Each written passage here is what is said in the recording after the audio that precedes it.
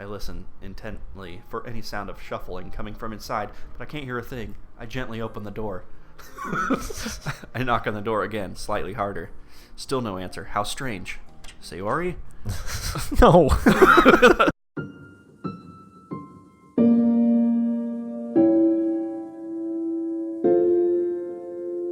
Hello.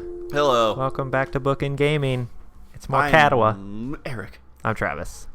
And we are going to ignore the heck out of Kenji. I like how you censored yourself I because we're almost still in the first minute. Yeah. Let's ignore him. What do you say? That's what I usually do. Okay, good. He's still going to talk. He's Of course. He's going to punch us in the face. I dig into my food, hoping he'll take the hint from my silence. I just lost 1,000 yen, man. 1,000 yen. That's like $10 if you didn't know. Damn, this is the worst day ever. Well, way to go. He cussed in the first minute of the video. He ruined it. He ruins everything. Right? We No can't be such blamed luck. for that. You're kidding me. You made a bet about her nationality? One of the dudes in my class was bugging me about it. I gave him some of my wisdom, and he had the audacity to say my logic was wrong. So what did he think? Germany or something. It doesn't matter. What matters is my 1,000 yen. Damn, this day is ruined thanks to her. What a bitch. Now we're after the 1 minute mark. We're okay.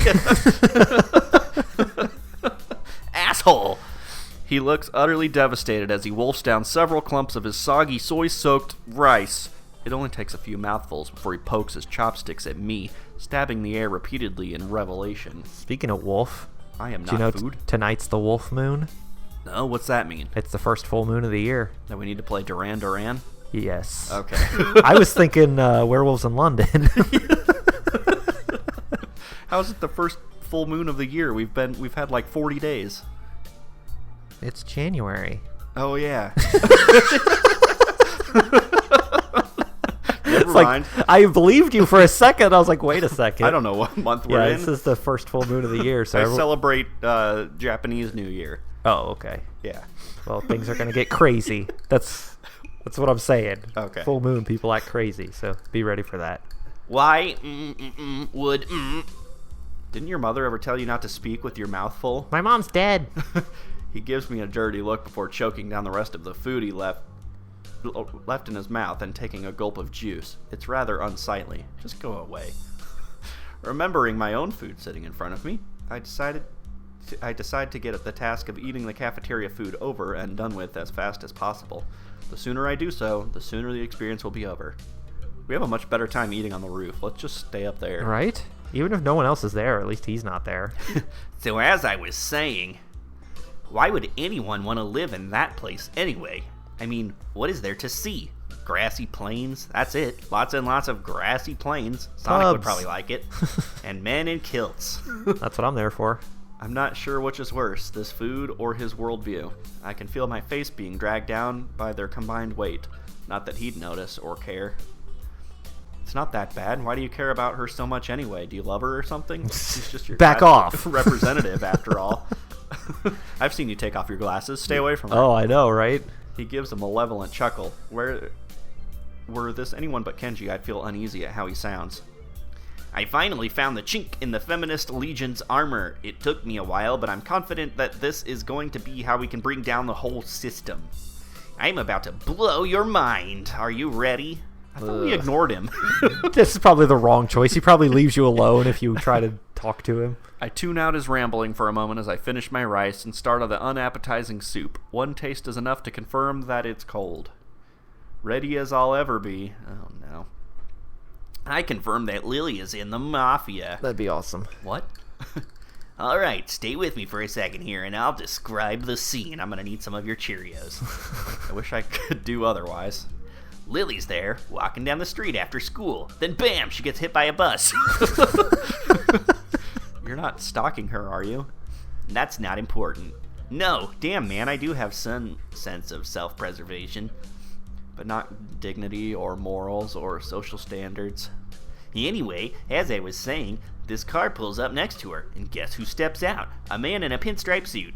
Waves her in, then the two leave just like that. I tell you man, she's under protection. Under Protection. Do you use protection? That wasn't a man. I was going to say, it's Akira. Yeah. A man in a... Oh, I see where this is going now. It takes effort not to sigh in exasperation.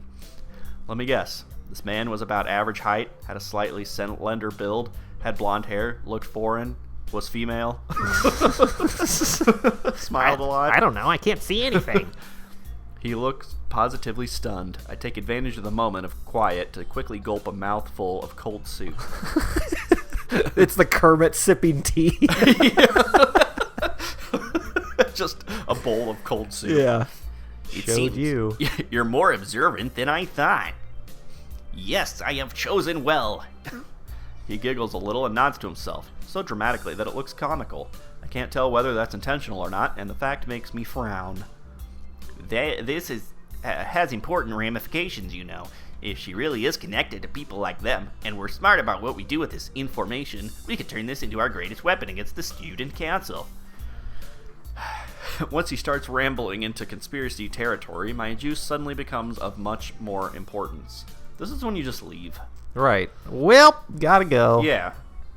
Only half listening to his pontifications, my mind drifts to the matter of Lilly and her antipathy for Shizune.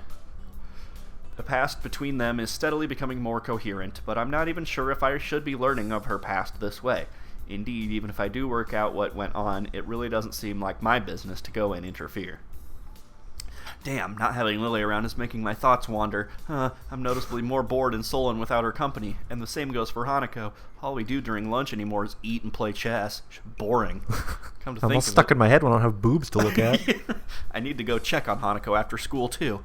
Considering her much improved attendance, I'm guessing she's come down with something. Ooh. Oh no, she's down with the sickness. Ooh-ah. Oh, Nakai. Yeah. I stop as I'm about to leave the classroom, turning on the ball of my heel to meet Mutao. He's holding out to me a couple of the worksheets we'd worked on during the day with his long, lanky arm. Would you mind giving these to Ikazawa? I'd normally ask one of the girls to do it, but I assume you'll be checking on her. Nudge, nudge, wink, wink. For a moment, I briefly consider the possibility of that being more than an innocent prediction. I quickly discard the idea, though, as it's hard to think of him acting in such a Machiavellian way. It's not in his nature. Sure, no prob, wink, wink, nudge, nudge. I'd love to. Walking up the hallway of the girls' dormitory, several ideas of why Hanako's been absent float around my head. The most obvious of them is just a simple cold. That said, she may not even be sick at all.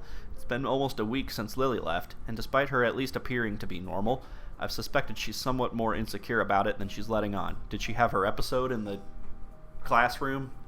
I mean, we weren't there for it. Right. Eventually, I come to Hanako's dormitory room. It's simple brown door separating us. Her room's position next to Lilly is extremely convenient, and probably a large contributor to their meeting in the first place. That's why I have to hang out with Kenji all the damn time. Ugh. He's the only other person in the boys' dorm. Grimacing slightly at the prospect of her being sick, I rap my knuckles on the door. Rap tap tapping on my chamber door. Silence. I listen intently for any sound of shuffling coming from inside, but I can't hear a thing. I gently open the door. I knock on the door again, slightly harder. Still no answer. How strange. Sayori? No. The door opens behind me. A freckled and somewhat scrawny underclassman I don't recognize comes out and is briefly taken off guard by my presence. Oh god, it's the track team captain. Yeah! Girl! Hi. Oh, hi. Oh, wait, should I look? Yeah, probably. Doesn't matter. Oh, well, you ruined it. You would have asked about Hanako. I know you. Yeah, I would have. Yeah. Actually, this may be a rather fortuitous meeting. Plus, we get to talk to this new girl. Are you Hanako? Yeah, I got a new look. Do you like it? Hey, excuse me. Do you know if Hanako's come out of her room today or not, or the past week? She doesn't seem to be answering. Am I going to voice her or you? Apparently. Okay. Ikizawa is Ikizawa. Her not answering the door is totally normal. That tall foreign girl's the only person she'll ever talk to, after all. Like, oh my god.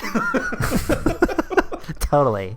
She gives a shrug before walking off down the hallway. No, girl! Aw. Having much more important matters to attend to than Hanako or me. Where's her route? I look at her butt. Her dismissive attitude annoys me. Hanako must have a reputation as a hermit, a reputation that doesn't seem outright undeserved, or at least in the time before we'd met.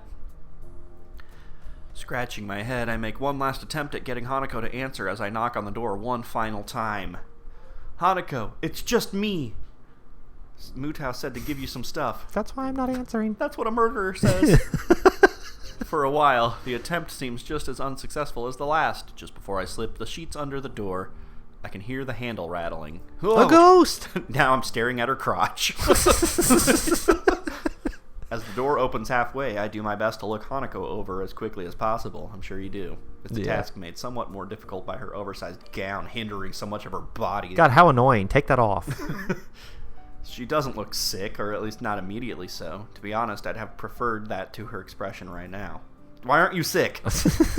Sneeze on me. Hi, Hanako. Sneeze on me, mommy. Mutao wanted me to give you these since you weren't in class today. I hold out the loose sheets, which she tentatively takes in her hands. The way she moves is weird, devoid of thought, as if she's some kind of mechanical automaton, rather than a living being. Why are we being so rude to Hanako now? Right? Are you okay? If you're feeling sick or anything, I could get the nurse or take care of you myself. It feels almost pitiful to put on such a routine get-well-soon act. I can't think of anything else I could possibly do for her, though. I'll buy her a balloon. She seems to collect herself a little at the notion, but only a little. I'm fine. Okay. Goodbye. Well, see ya! An awkward silence follows, eventually ended by her nodding solemnly in farewell and closing the door. The entire experience feels surreal. Yeah, she must have freaked out, or she misses Lilly. Yeah, she can't function without Lilly. More than a little put off, I wander back to my room and hope that she'll be better by tomorrow, despite not knowing exactly what's wrong with her. Aww, Sleep. Sad. We know what's wrong with her. Sleep time is drink time here at Bookend Gaming. For you. Well, you have a drink. I know, it's just way over there. Once again, I find myself in front of Hanako's door after another of her unexplained absences from class. I'm going to bug the shit out of her. Ellipsis. Is that girl there? Let's hope so. Nothing. Considering this is the second day in a row she's been like this, I'm starting to worry about her. I wasn't worried yesterday, though. Summoning. Plus, you also said this is like a week. Yeah. Summoning my willpower, I decided to try one last way to get her to respond. Oh my god, I pull the fire alarm. My dick's out! Hanako, if you don't say anything, I'll go get the nurse for you. I'm gonna go tell. Go away. Aw. What? It's hard to tell whether her tone's one of depression. Who wouldn't want to hang out with me? I mean, just look at my sweater vest. Preposterous!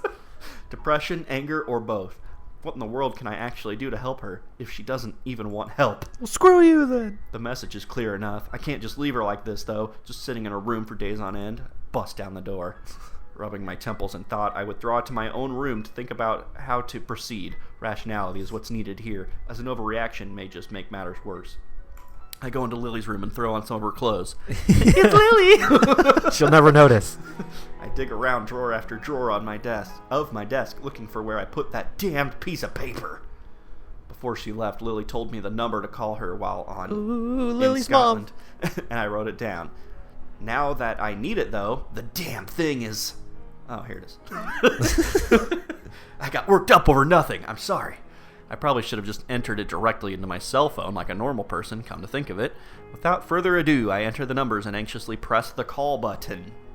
It's a long distance. Better make it quick. The fact the phone rings at all shows that I got the prefix for a call to Scotland right, at least. I've never made an international call before, so that's some comfort. Eventually, the phone picks up, or the person picks up the phone, a feminine voice I don't recognize on the other end. It's probably Mrs. Doubtfire. Yeah! It's probably Lily's mother. What? English? Suddenly finding myself unprepared, I realize I can't understand a word she says, either due to my limited vocabulary or her heavy accent. I should have anticipated this, since according to Lily, her mother is a native Scot. You freaking Scot. I soldier on in the hope that she must know some Japanese, considering it's her daughter's native language. It's Hisao Nakai speaking. An enthusiastic sound of realization can be heard as she recognizes the language. My feeling of relief is immense. Do you not have caller ID? Oh, you must be Lily's friends from school, correct? Even so, her accent means I have to concentrate to work out what she's saying. It's a little more British than I thought. Yes, that's right. Pleased to meet you, Mrs. Satow. It's nice of her to find someone so polite. Lily, dear, it's for you. She is Mrs. Doubtfire. Her mother seems nice. If a little overenthusiastic, given the mundane situation. There's a small silence as Lily takes her time getting to the phone. Oh, this fucking guy. In the distance, I can just make out her mother scolding her playfully for just getting up. Huh? I don't know. Hello, Lily speaking. You sound awful. Well, fuck you I'm too. hanging up. Yeah. She makes a sound somewhere between a dying animal and hanging on. Oh, God. The one thing I did remember to check before calling was the time zone. It'd be pretty late in the morning over there, so she has no excuse to sound like this. I am upset. What a terrible person. God. She probably got Hanako sick before she left on purpose. So I wouldn't make out with her. Yeah. She made out with her. Oh, okay. Ew, germs. At least give us the CG. Oh, God, I know, right? Someone's drawn it. Who wants to do fan art for us?